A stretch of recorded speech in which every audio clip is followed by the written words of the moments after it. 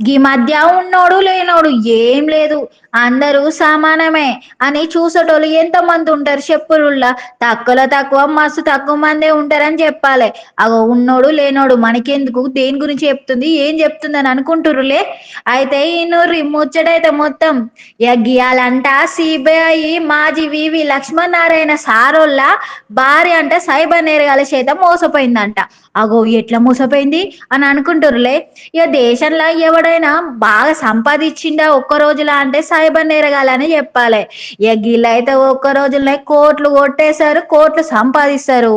పాపం ఇక madam trending app లో పైసలు పెట్టిందంట. గాలేమో పెట్టిన పైసల కంటే ఎక్కువనే చూపెట్టిర్రు. అబ్బా మస్తు పైసలు వచ్చినాయి అనుకుందో ఏమో. ఇక పైసలు చూపెట్టిన తర్వాతనే పాపం మేడం పైసలు వచ్చినాయి కదా అని డ్రా చేసుకోవడానికి పోయిందంట.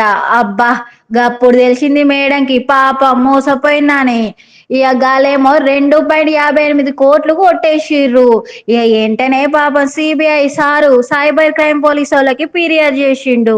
ఏ మాటగా ఆ మాట గాని గిసొంటి సిబిఐ ఆఫీస్ వాళ్ళకి గిట్లా జరిగితే మనసొంటోళ్ళు ఏమైపోతారు చెప్పుర్రి. అందుకే అందరు చెప్తున్నా ఈనుర్రి, ఎవరిని నమ్మి మోసపోకుర్రి. ఏది పడితే అది లింకులు ఓపెన్ చేసి పైసలు పోగొట్టుకోకుర్రి. అబ్బా 50 రూపాయలు పెడితే 200 రూపాయలు వస్తారని నమ్మిర్రో ఇక అంతే మోసపోయినట్టే ఇక. అందుకే జాగ్రత్త ఉండమని చెప్తున్నా. ఇగో గీ అక్క జాగ్రత్త మంచిగానే చెప్తుందని ముందుగా ఉన్నోడు లేనోడు అని ఎందుకు అన్నదని అనుకుంటుల్లా? అనుకుంటే ఉంటారు మీరు. మరి సైబర్ నేరగాళ్ళకి గసొంటి ఏమైనా ఉంటుందా? ఉన్నోని దగ్గర 1,00,00,000 రూపాయలే, లేనోడి దగ్గర 1,00,00,000 రూపాయలే.